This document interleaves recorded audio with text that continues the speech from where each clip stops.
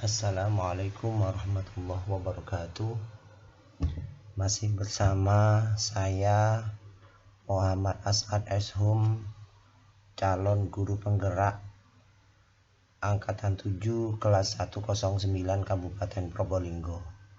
Di sini saya akan menjelaskan materi 1.1 A8 koneksi antar materi, kesimpulan dan refleksi modul 1.1 berkaitan dengan refleksi filosofis pendidikan nasional Ki Hajar Dewantara. Baiklah, yang pertama saya awali dengan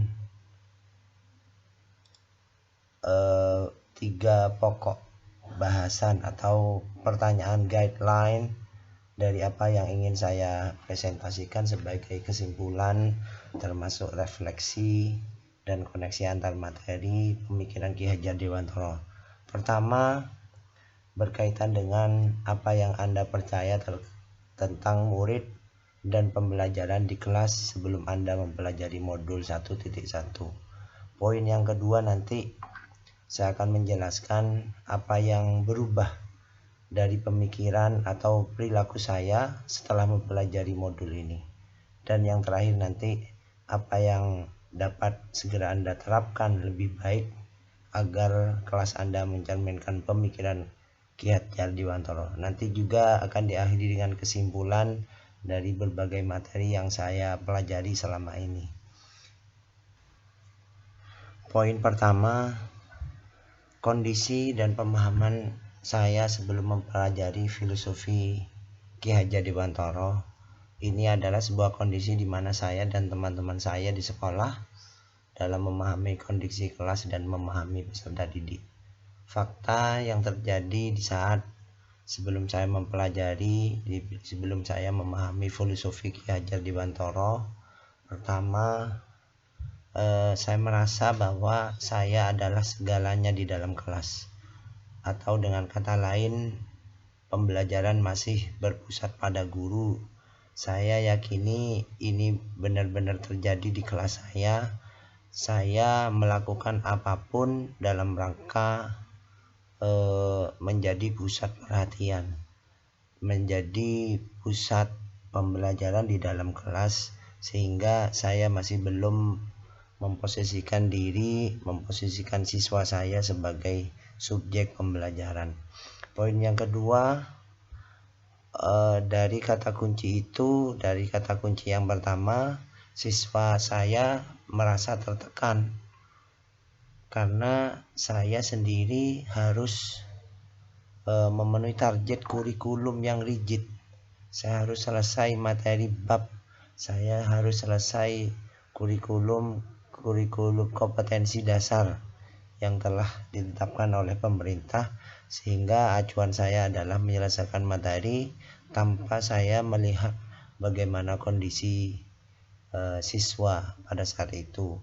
Poin yang ketiga, karena saya mengejar target materi kurikulum harus sudah selesai saya sampaikan, otomatis siswa saya tidak menikmati pembelajaran. Kadang anak-anak merasa jenuh di dalam kelas, kadang anak sering izin di dalam kelas, kadang anak bergurau sendiri di kelas. Jadi kata kunci 3 poin tadi itu adalah sebagai indikator bahwa siswa saya tidak menikmati pembelajaran. Yang nomor 4, guru menargetkan materi selesai tanpa mempertimbangkan kondisi siswa. Itu masih berkaitan dengan poin yang kedua. Tetap saya pada saat itu saya masih meyakini bahwa guru sukses atau saya adalah guru sukses, di mana materi yang harus saya sampaikan terselesaikan dengan baik. Itu poin yang keempat. Sehingga poin yang kelima, ada jarak antara saya dan guru, antara murid dengan guru. Kadang anak itu tidak merasa nyaman berdekatan dengan saya. Kadang siswa tidak nyaman bertanya, tidak nyaman menyampaikan apa yang menjadi maksud dan kata hatinya. Yang berikutnya adalah guru masih sebagai subjek dan siswa sebagai objek pembelajaran. Ini yang menurut saya harus menjadi perhatian, bahwa selama ini saya masih menjadikan diri saya guru sebagai subjek sehingga siswa sebagai objek. Karena siswa sebagai objek, maka siswa adalah orang yang harus saya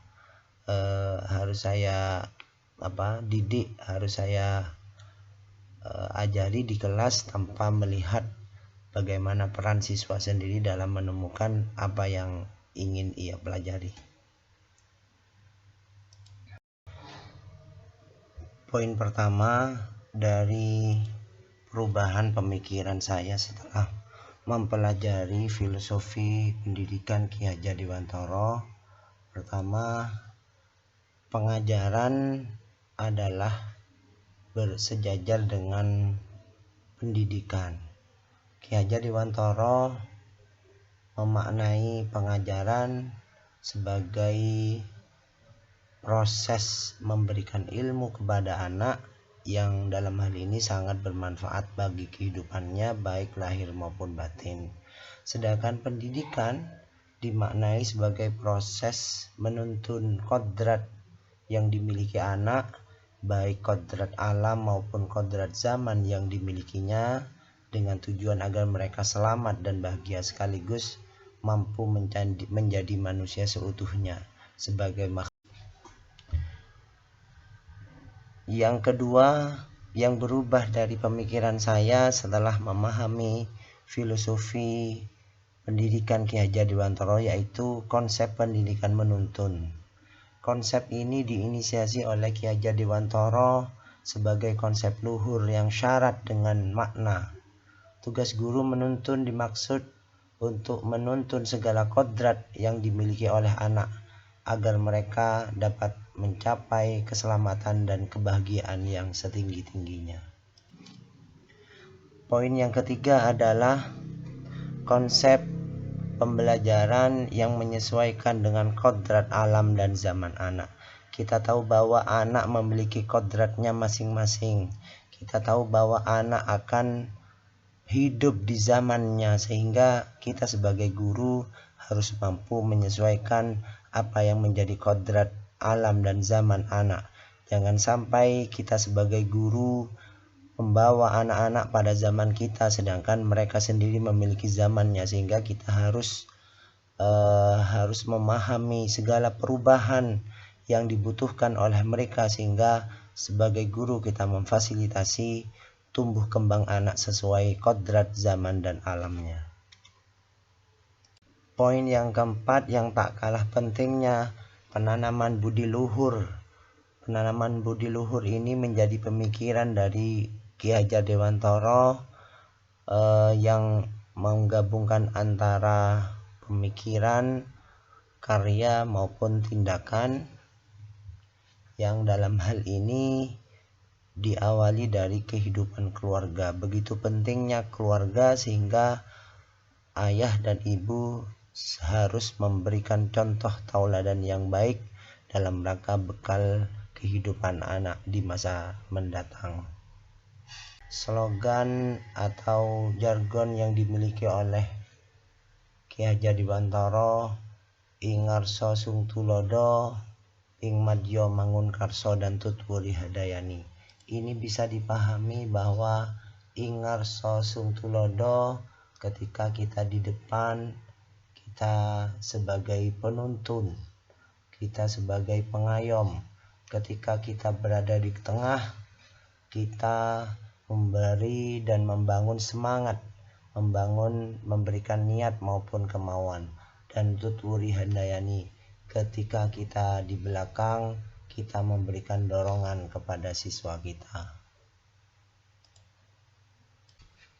Yang terakhir adalah Ki Hajar Dewantara memberikan ilustrasi bahwa siswa adalah sebagai benih atau murid sebagai benih dan guru sebagai petani. Siswa diibaratkan benih jagung yang bisa tumbuh sempurna, yang bisa tumbuh berkembang sempurna bila diberikan tempat yang bagus, bila diberikan lahan yang bagus untuk bisa tumbuh kembang, dirawat oleh Pak Tani, dirawat oleh seorang guru, sehingga guru itu menuntun bagaimana perkembangan anak agar tumbuh berkembang, pada saatnya berbuah, pada saatnya memberikan manfaat kepada masyarakat secara luas.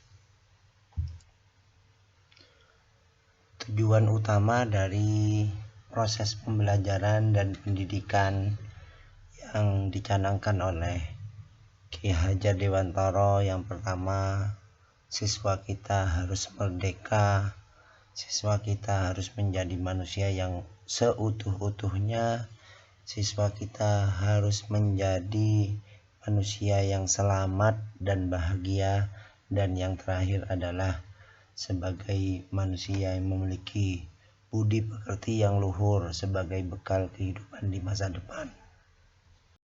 Sebagai kesimpulan dari koneksi antar materi, kerangka pemikiran filosofi pembelajaran Ki Hajar Dewantara, yang pertama, kita harus pahami bahwa pembelajaran itu adalah pembelajaran yang menuntun, dan pendidikan itu adalah yang memfasilitasi tumbuh kembangnya anak agar mereka selamat dan bahagia dengan segala daya dan upayanya. Yang kedua, bahwa anak memiliki kodrat alam dan kodrat zamannya tersendiri.